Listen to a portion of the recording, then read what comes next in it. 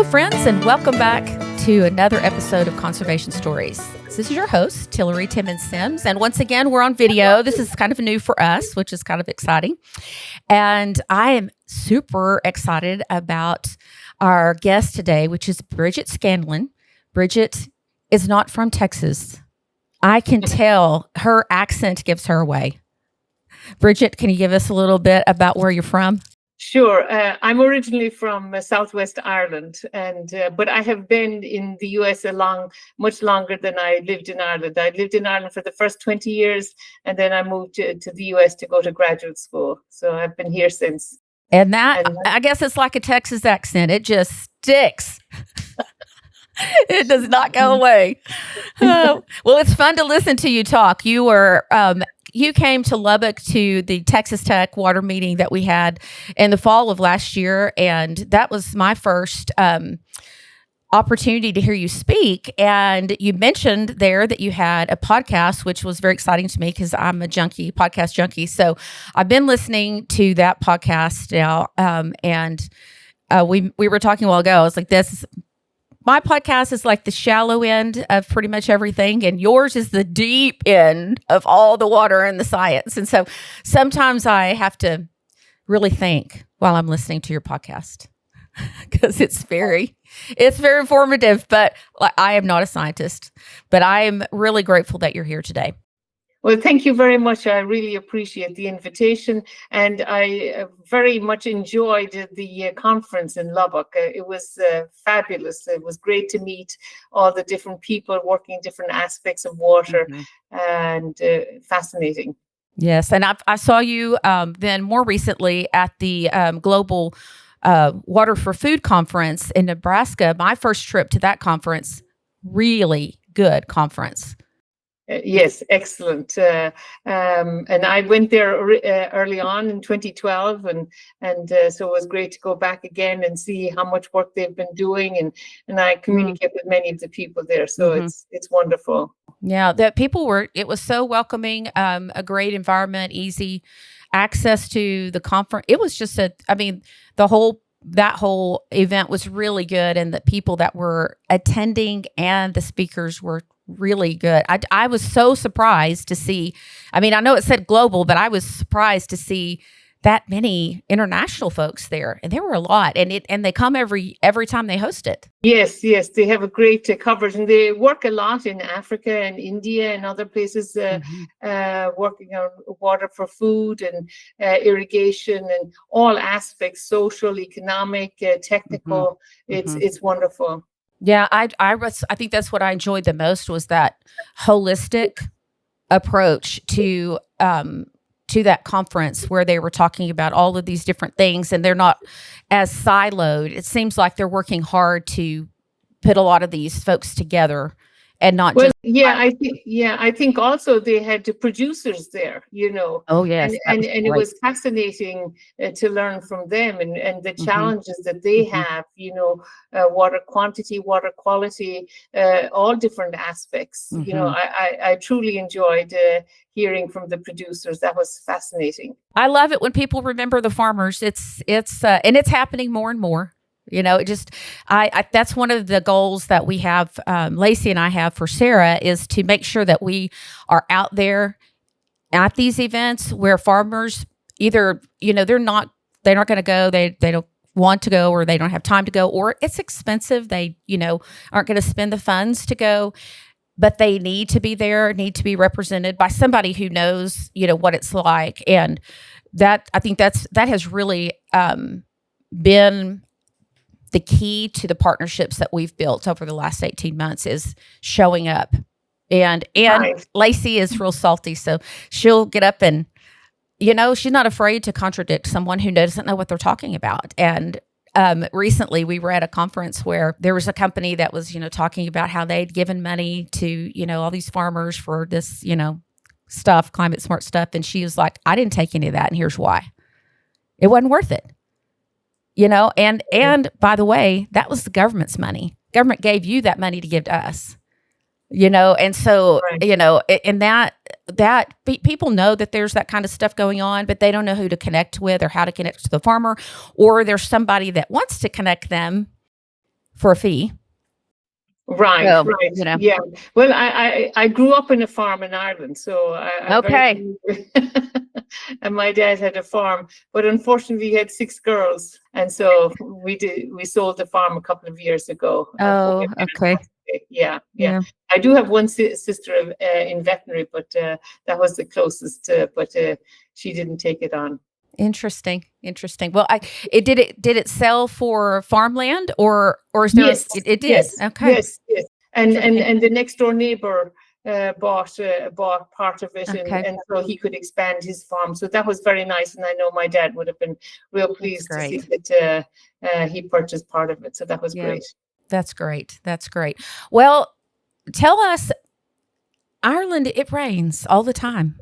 I find it interesting that you are here working in I know you're in Austin. It rains in Austin sometimes. It doesn't rain here very often. So I'm just curious how that transition happened, what that was also like for you to go from basically the Garden of Eden to the desert. Well, I mean, as I mentioned, I came over here to go to graduate school, and I've hugely benefited from all of the opportunities that I have received in the US. So I'm extremely grateful. So when I came here initially for my master's program, I went to University of Alabama in Tuscaloosa. And did a master's there. Then I did a PhD at the University of Kentucky, because Kentucky has a lot of karst and Ireland has a lot of karst. And I thought I would go back to Ireland, but I met my husband in Kentucky, and so that's I stayed in the US then, you know. Okay. But, what is karst? Karst is limestone, like Edwards Aquifer limestone with Okay. caves and all of that sort of thing. So, Okay. All right. I've never heard it called that. Okay. All right. Yeah. Okay. So you met your husband. Yes, and then we lived in DC for a year, and then we moved then I got a position here at the University of Texas at the Bureau of Economic Geology, and I've been working here since. Wow. So tell us a little bit about that. I'm not familiar with what happens a lot in Austin at University of Texas, and so I'd love to hear what the goals are there. Right. So I work at the Bureau of Economic Geology, and that's part of the Jackson School of Geosciences. And in the Jackson School was formed in the early 2000s, and it was a gift from Mr. Jackson of about $350 million. So it includes the department and the Bureau and the Institute of Geophysics, so 3 units. So the Bureau is the most applied research group, about 200 researchers. And we do a lot of work on different things. We do a lot of work on energy, oil and gas production, and now geothermal and hydrogen, and many different aspects of energy transition, and also hazards, coastal erosion, carbon capture and storage. And our environmental group, we look at water resources, we look at droughts and flood impacts, water quantity, water quality, all sorts of different things. Wow. Okay. So you mentioned a while ago that you've done some work with produced water, and that's something that's a topic that we spend a lot of time on and have made a lot of connections there. Not to make a prediction here, but you know where we are right now. I don't know if you know that New Mexico came out a few weeks ago and said, we don't know what's in the water. It can't be made safe. It's bad. And if you go to the University of New Mexico's website, there's a list of all the constituents, all the things that are in that are in the water. Texas Tech is testing for unknown unknowns. We do know what's in the water. And then we, of course, have seen, I've seen that people that it can get cleaned up. We used to have some issues with the waste disposal and things like that. What are your predictions? What are your thoughts of where we are, where we're going? Are we getting close to where, hey, we can figure out how to use this on cotton? Right. So I have worked on produced water for many years, and we had support from ExxonMobil and other companies to look at the water issues, but we were mostly focused on the water quantity aspects and how much water was being produced. So, an average of 3 or 4 barrels of water per barrel of oil. And then because these are unconventional plays, shale plays, we can't put that water back in like we used to do with conventional reservoirs. And so managing that, and when we looked at that, we said, well, the low-hanging fruit is to reuse it for hydraulic fracturing. And I think they're doing a lot of recycling now. But when we were working on it, it was difficult to get the numbers to figure out how much of that water was being recycled. We at the Bureau, we have the Center for Injection and Seismicity Research. So we work with the Railroad Commission and with industry to try to help understand the seismicity issues and overpressuring in the subsurface, and helping them try to figure out how to manage the water. Katie Smye and JP Nicole lead that effort, and so they work with a lot of companies on those aspects.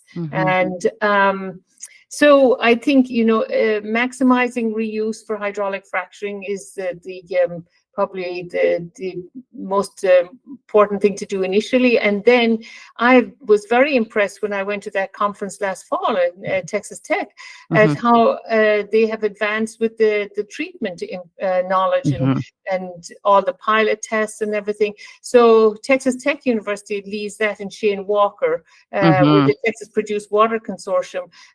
So I used to attend the Permian Basin Water and Energy Conference every year. And so they have come a long way, and it's very impressive. And so I think they're on the right track. And I think, economics is a big aspect of it.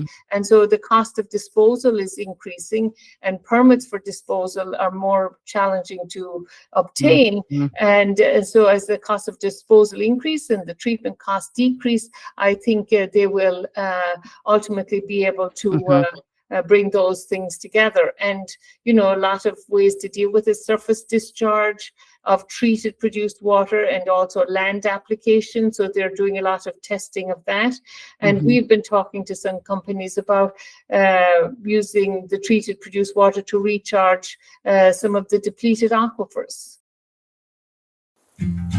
Out here on the Texas plains, water is everything. And there's a resource that's as vital as it is fragile: our playa lakes. These lakes are nature's reservoir, catching rainwater to recharge our aquifer and provide lifelines for wildlife. But now they need our help.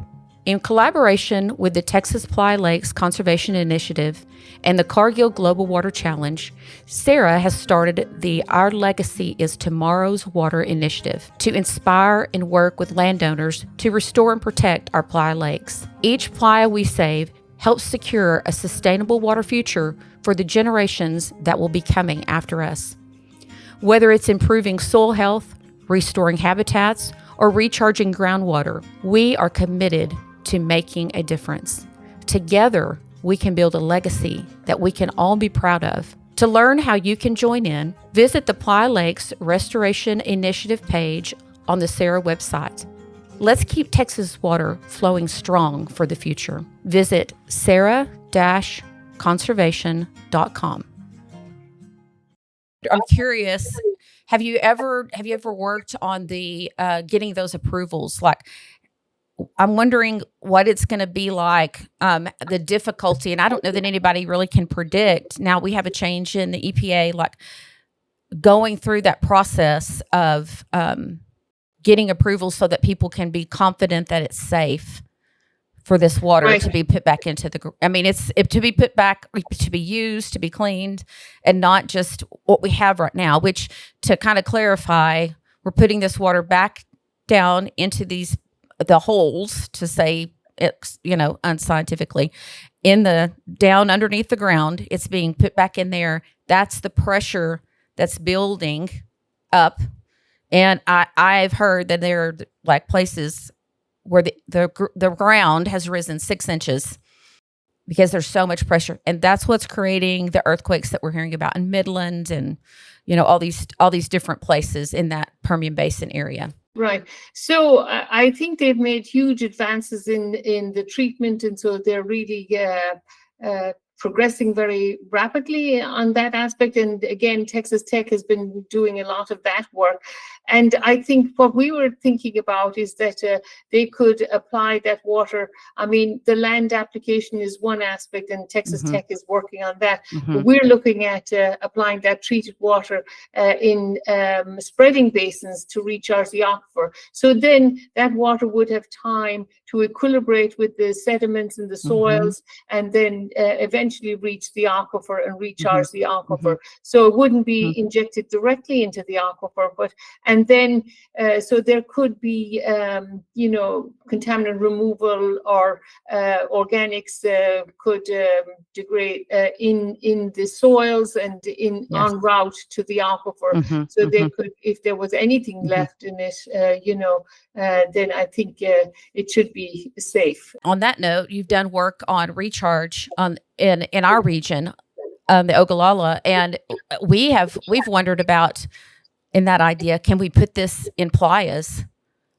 as storage and use that for some recharge? You're talking about years, I know, but where are you, if not playas, how do we do that? So we're looking at the Pecos Valley aquifer further to the southwest, and we are looking at suitable soil zones that would have high permeability and allow the water to move through, and not clay soils, but high permeability soils. But so we did a lot of work on playas way back. And we were doing that on the Pantex side near Amarillo and all that vicinity. And, in the 60s or whatever, they thought playas were evaporation ponds. And then, we realized that they were actually recharging. But the clays in the playas can crack when they're dry and stuff like that. So that could be a fairly rapid pathway for and even though you'd think there are a zillion playas around, but they only occupy 1% of the land surface. So it may be better to put it in spreading basins. And for example, Arizona, the active management areas, they have a lot of these spreading basins where they recharge the groundwater with the Colorado River water. And also in California, they have a lot of spreading basins. So it gives it an opportunity to equilibrate with the soils and the sediments before reaching the aquifer. Of course, where we are, we're in Lubbock, and in our area, and then the southern high plains before you get into the Permian Basin is really drying up, and we'd love to find a way to utilize that water. I know from the rough numbers that I've seen, it's about what's being produced right now would like cover about a quarter of what we use for irrigation. So, it's not enough, but it's something that we could use, and I know that there's, talk about what's the economics, and just, by the way, we have a page on our website that has that information that says, hey, this is what you need for cotton. This is kind of what the economics are, and that kind of stuff for people to look at and refer to, because that's kind of the number one question we have is, how much money will farmers pay for it? And the answer is not much. Because we won't pay much for the cotton or for food. There's no way. You can't, if we have to add another, input cost, we're already losing money, so it's not possible. But like you said, the economics are changing quickly on the produced water. So I never heard anyone talk about it when I was young. We just had water, and we just had a lot of water, and we just used a lot of water. We're still. I can remember, moving pipe. We row watered some, not a whole lot where we were, but a lot of pipe, and then of course we went to pivots. During my childhood, and I can remember, we'd fill up a big, collection tank, and we'd swim in that in the summer, and now there's, most of those tanks are they're not even gone. I can't even remember the last time I've seen one, because there's just not enough water, and it's inefficient, way to use the water. But when did this recognition of the aquifer, like I just saw it as a big lake, And that's how it was explained to me. And so even as a young adult, that is what I pictured in my mind, was that there's this big, huge hole, massive hole, and it's just a huge like lake or ocean almost of water. And now, of course, I know it's not that simple. How did this change come about? It sounds like to me you were there when the reality of what that was like and what was going on with the playas happened. Right. Well, I guess, it's gradual. People realize that, they have to drill deeper wells or their wells go dry. And so they can see the declining water levels. And, this perception that we have oceans of water. I mean, way back when in the mid 1900s, oftentimes, like the city of Dallas or whatever, they had artesian water, flowing at the surface, also in Californian regions. So of course you would have the perception that it's an endless supply, and then gradually you can see as you depressurize those confined aquifers, as the water levels have declined, the reality sinks in that it's not limitless. So I think the last several decades, people realizing, but I thought one of the good things about the conference last fall was the presentation by the producer who was doing horticulture on the 20 acres. Yeah, Leighton. And then selling those goods to the nearby towns and stuff. I think that is the real future for food production. We're oftentimes concerned about food production, but a lot of the irrigation in the Southwest US is used for alfalfa and things like that. So I think we'll gradually see a transition. And I was extremely impressed with his model. Yes, in fact, we just last month recorded an update with him. So he was actually, I think, the second or third of podcast that we did was with Leighton, and he's just expanding all the time. When we visited with him last month, he has planted strawberries, and he said, I don't think that you could plant too many strawberries. Like they're great for here, they grow great here in our area, and people love them. And so, he not only has he been pioneering what he's doing and trying, he's also extremely generous, and I so appreciate that, because he's an open book on the economics, on how to do it. Like it, and I told him, I was like, I appreciate it. And he said, listen, there is plenty to go around. Like, this is something that, people need to be looking at. We were working recently with the Huffington Foundation, and they have a similar type of farming situation in Colorado, horticulture and intensive. And, so I think this is going to be a great way to provide food for local towns and all of that sort of thing. So, and it's wonderful that Leighton is so generous with his knowledge and expertise and know-how. And we need to spread that. And I would love to talk to him again, because I was really interested in learning more. Yeah. Yeah. Well, I'll connect you, because he'd be a great guest for your podcast. Yes. He would be.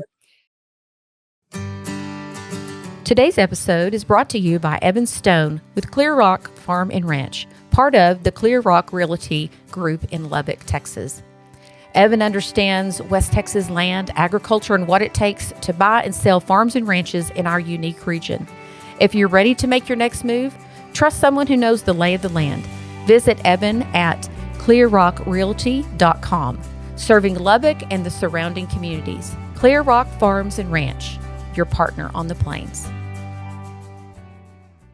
Do you feel like when you look at the situation of our water where we are, and if you go the further south you go, right, there's less and less playas. So I'm from Tillery County, and if you look at Tillery County's playas and like Floyd County has like, I think 1,600, and I don't know how many are in Tillery County, but nowhere near that amount. And so the further you go, the less there is of, and playas aren't a quick recharge, but they're faster than just nothing. The thing is, the playas are found in the areas where the soils are more clay rich, And so as you go further south, then you get sandier and sandier soils. Mm. So the sandy soils recharge better than the clay. So the only place you have the recharge in the clay soils is in the pliers. Okay. I hadn't thought about that. Okay. Because I've kind of been like feeling sorry for us over down here, you know. But actually, where I grew up, I know the people that are farming the land that I grew up on, and there's no water there.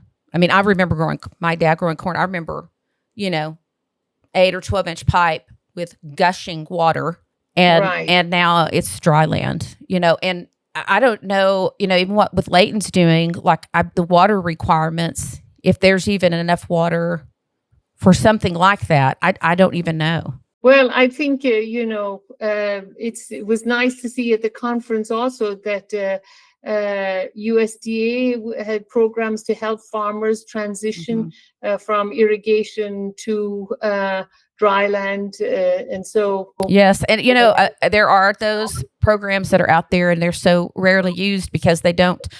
What I wish we could get USDA to understand is, even in Texas, if you create a rule for the entire state, it's going to be great in one area or maybe two, but you know, and the economics of what they're offering just it's not enough incentive for someone to switch over, and you have to switch over before it gets so bad, you know, so it's just not appealing. Like, I could grow this crop, or I could get this little bit, you know, so the economics don't work out. They're just not there. I think that gets to the point, like we sometimes say one size fits all, but it fits nobody. That's exactly right. That's exactly right. Yeah, and I'm hoping that there'll be more of that. I'd love to see, you know, as they're looking at, you know, shaking things up on the federal side. I'd love for them to, hey, let's just split this up and like bring it more down to the local level, and you know, have some good oversight for it, of course, but people at the local level know much more about what they need, you know, and I think there was a lot of intention for that. But, well, so when you think about the future, when you look at, you came here in the 60s and you saw, if you were, you know, up here where we are, you saw this, the use of we have done this without thinking. And even then when we became aware in the 90s, there's, you know, everybody knows this is going away. And Robert Mace was on several months ago, and he said he thought maybe we had 2 decades left of irrigation water. And do you have any suggestions of someone that I think that's an expert that knows, like, when it's gone, it's gone? Well, I mean, it's not just the technical aspects, and Robert and I are, you know, kind of more technical people, but I mean, there's so much social and economic aspects with it. And, you know, and that's why the USDA program was sort of appealing to me, to help the farmers transition. And so, you know, the age of the farmers, whether their kids are in farming, you know, if there's an incentive for them to do it more sustainably and lengthen the lifespan of the farm. There's so many different factors involved. If the kids are not in farming, maybe this is their last shot, and then they just say, you know, use as much as they, you know, may not be considering the long term. So it's a very complicated issue. And it's happening everywhere, you know, Arizona, California, all of these different places. California has the Sustainable Groundwater Management Act. And so they would be required to use groundwater more sustainably and they have 20 years to develop those plans. It's already like 10 years in. You know, so that was passed in 2014. Now it's 20. Yes, I was in California a couple of years ago on an ag tour, and a Farm Bureau there said that they anticipated the loss of 1 million farm acres due to that law. And that's I don't know. I'm not sure that consumers are aware There's so much more we want to buy in America.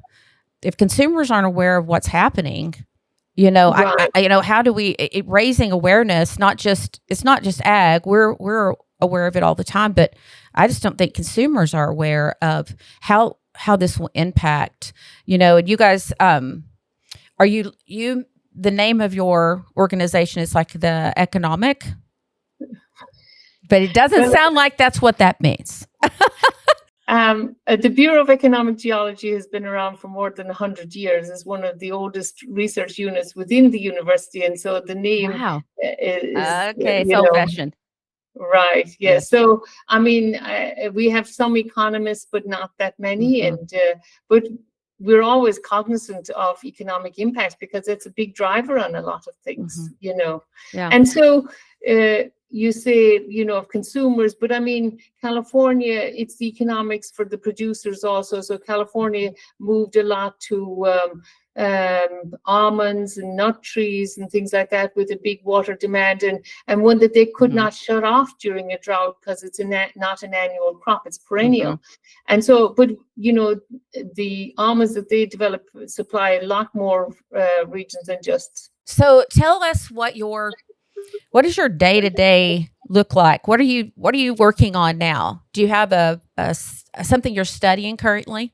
So we are a soft money organization, the Bureau of Economic Geology. So we get project funds from federal agencies or states or state agencies. And so Department of Energy, EPA, or Texas Water Development Board or Texas Commission on Environmental Quality, a lot of different sources, and also from industry as Exxon and other companies. And then we have consortia with industry. So right now, today, I'm finishing up a report for the Department of Energy on critical minerals because that's I'm a hydrologist, but during COVID, we were trying to get other sources of funding, and that was a good program. So we're looking at rare earth elements and other critical minerals in coal and coal ash and other feedstocks to produce rare earths for energy transition. So and then I'm also doing some work on municipal water supplies for the Texas Water Development Board. How well can we predict, how well have they been doing with predicting population growth and municipal water demands over the past 20 years? Oh, that's very important to know. Right. Yeah. I mean, that information can really help us understand how to move forward. Right. Do we keep doing things the way we have, or do we need to change things up? That's really great to know. And, we both do podcasts. And so I started the Water Resources podcast a few years ago. And I really enjoy doing them. I learned so much from them. And I spoke with Todd Vockler recently about the water markets in Texas. And I was very impressed, in the Rio Grande and in San Antonio region, how much water markets were able to help with water management. I mean, he mentioned, I think, that San Antonio region, San Antonio Water Systems pays about $50 per acre for farmers who participate in the program. And then if it's a drought year, then it goes up to $250 an acre so that they wouldn't grow their crops, irrigate their crops during a drought year. So I thought really, wow, that's so interesting. Okay. Yeah, that can really help. That's so fascinating. Right. Yeah. Yeah, I think I must have missed this one because I don't remember that at all. And I would definitely remember that. It may not be released yet. It's not. Oh, okay, that's it. Okay. Well, this has been so interesting. I'd love to have you back on, and maybe we can even, like, more than this broad umbrella, cover something maybe a little more specific about some specific questions that that we hear or that we have as we, travel around the state, and, even maybe even specific projects that we are looking at that's, how can trialing some of this produced water on some of these crops, and I know that there's a little bit of that happening right now, and there's a couple of places where it's happened on some pivots and some cotton down in the Midland Odessa area. So I'd love to see it happen a little bit more here. That would be great, or even a way to maybe use some of this water in these communities that are setting dotted across the Permian Basin. How can we use it for municipalities? Even if it's not, although I've seen where it can become, meet safe drinking water standards. Even if people are nervous about that, then it's used for, watering lawns or, things like that, but I do believe that we can get this to a safe level. And I would love to see what they're doing with the horticulture, those intensive. I would love to see that expand and provide food, for local communities. I think that would be. Yes. And that would be, I was thinking the other day about Leighton, and I thought it'd be really great if you could take the best grocery store in the United States, H-E-B. They have been awarded and well deserving. And, they are so focused on, they're so good about buying Texas products. Like, I wonder if we could even start getting those partnerships built on the, as they're moving towards the west side of the state, where we can be doing some more local, straight to market. Yeah.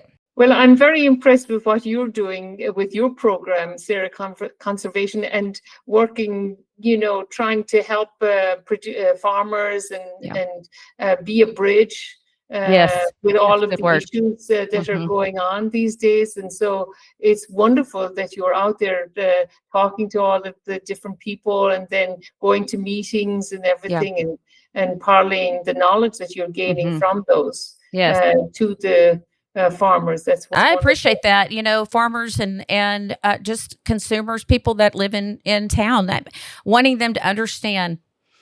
That's our whole focus. Is we're just kind of going to gather it and then pass it along and let people make the decisions and see that the opportunities are there. And I really appreciate your time. I know you're super busy, and I value that you were willing to give us your time. Thank you for all the work you've done on behalf of a new home country. Thank you. It's lovely to speak with you. Thank you so much. Thank you, friends, for listening in to another episode of Conservation Stories. We are a podcast, of course, hosted by Sarah, the Sandhills Area Research Association. Sarah Conservation is there, like we said, to bring you information. And if we can be of help, if you like this podcast, share it with your friends. And we will see you again soon.